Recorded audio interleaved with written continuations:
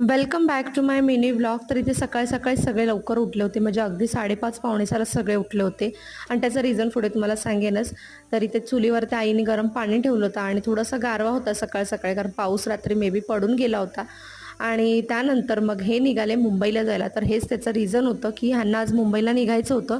So लवकरच उठणं झालं होतं, कारण त्यांना लवकर जायचं होतं.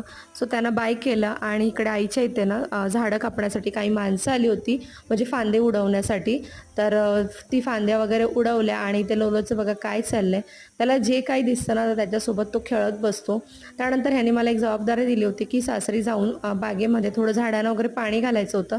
सो मी आणि प्रज्ञा आम्ही दोघं तिथे आलो आणि ते पाणी बघून ना मला राहावलं नाही. तर थोडंसं पाणी मी तोंडावर घेतलं आणि पाणी प्यायलीसुद्धा थोडं.